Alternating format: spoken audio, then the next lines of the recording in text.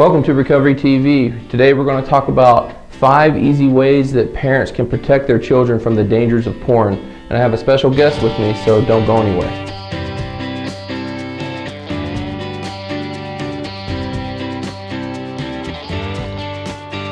Thank you for tuning into this segment of Recovery TV.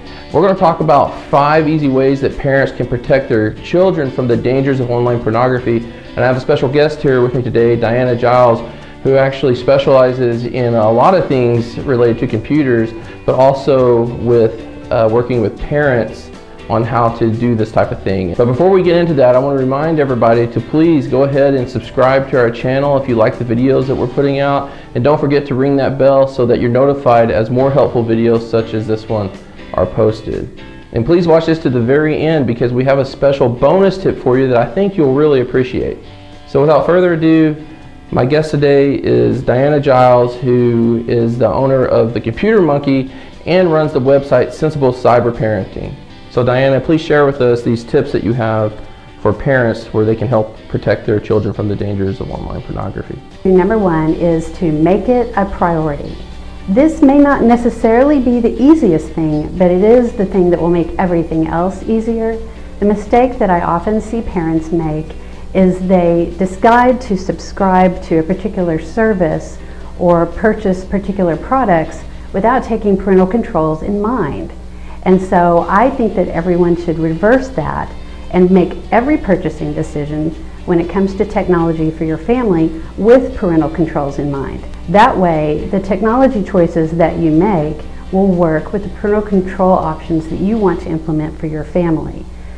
The latest and greatest internet and television provider options may not be what is best for your family to be able to protect them. So you want to really have good conversations with those vendors that you are considering. You want to ask a lot of questions and make sure that that technology is going to work for your family and not impede your ability to protect them. And we understand as parents that this is difficult because we tend to make excuses for ourselves, right? Because it's a little overwhelming, especially the technology era that we're in, where there's always something new, something else to learn, and you need to be kind to yourself in the process, understand that you're not supposed to know it all, but you should be taking steps to start learning some of these things so that you know what your kids are up to.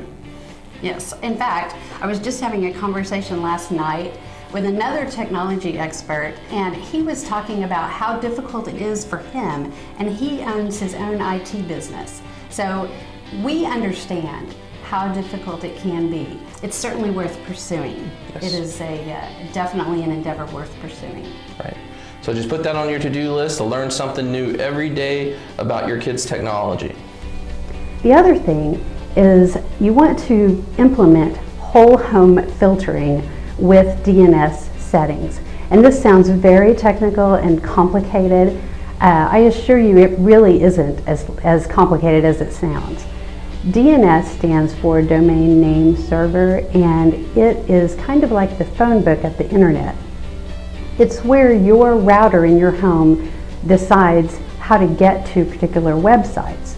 So if you start with the router in your home by filtering there using these settings, it decides what content is going to be allowed to come into your home. It's the best place to start with the layered approach that I always recommend. It sounds intimidating, but it's really not as hard as it sounds. It really just involves changing some numbers on your router. But a key point of this is that you have to do step number 1, making it a priority, or else you may not even be able to make these changes to the network in your home.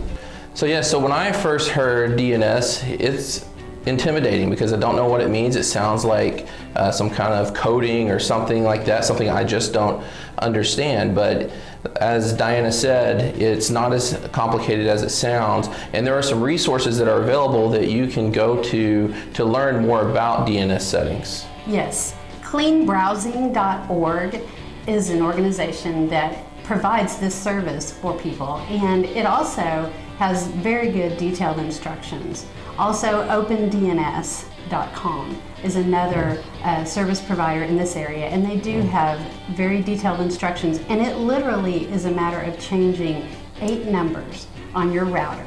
And the interfaces on the router are very user-friendly nowadays, so you really can do it. It's not as hard as it sounds at all. Right.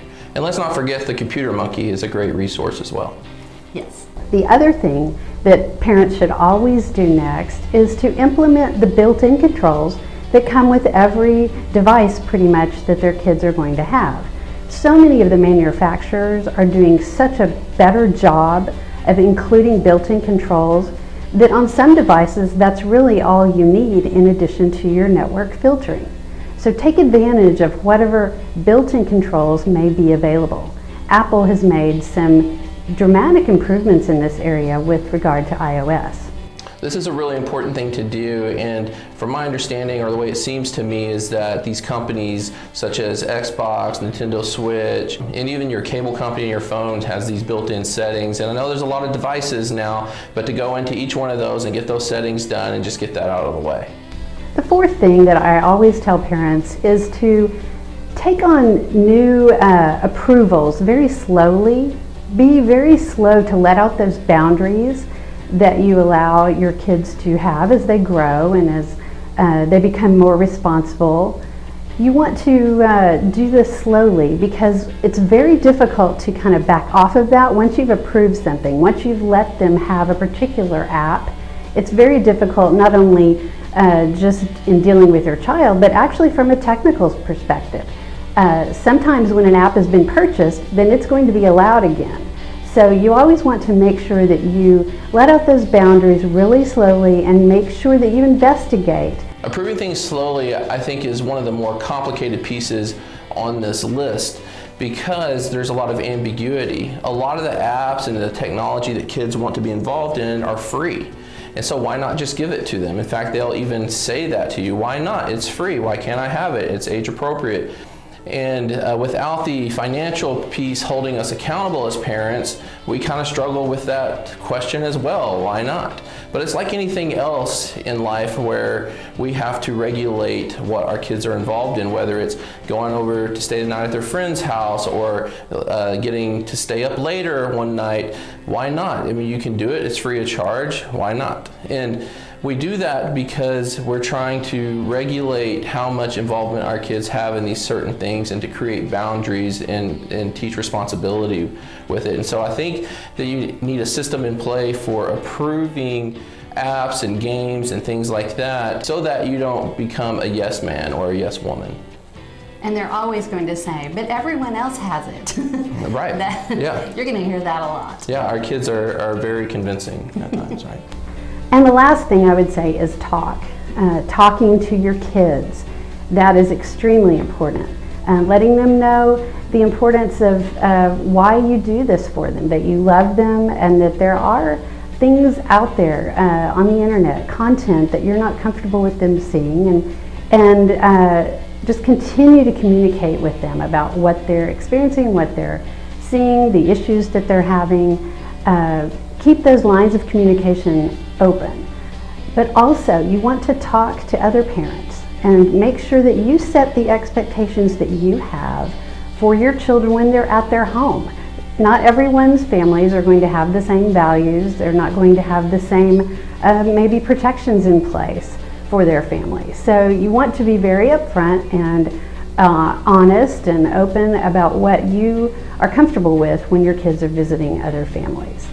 This final point, I think, is the most important because the reality is you're not going to be able to monitor all your children's interactions with the internet and online activity. So one of the best things you can do to help prevent your kids from being exposed to the dangers of online pornography is to start creating dialogue about it.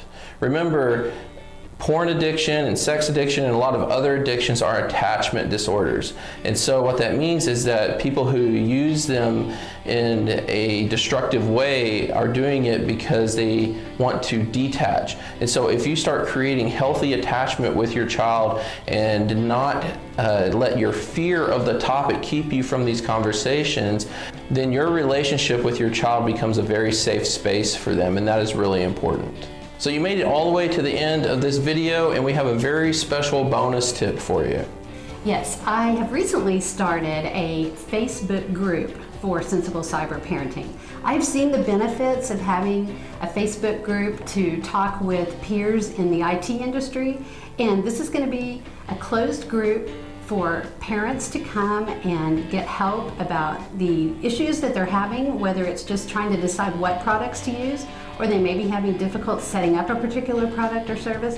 And I will also have experts in there that are other IT people like me who have volunteered to be in there and answer your questions as well. So go to sensiblecyberparenting.com and click on the Getting Started menu heading. And number one is join the Sensible Cyber Parenting Facebook group, because it could really be an awesome resource. And I put links to all the resources that we've mentioned today in the description of this video below. So go ahead and make sure you check those out and peruse these websites and these resources and start being intentional with protecting your children's eyes and minds. I want to give a special thanks to Diana Giles for being here today and sharing her expertise with us. I hope the information that you found on this video has been helpful to you. We'll see you back here next time.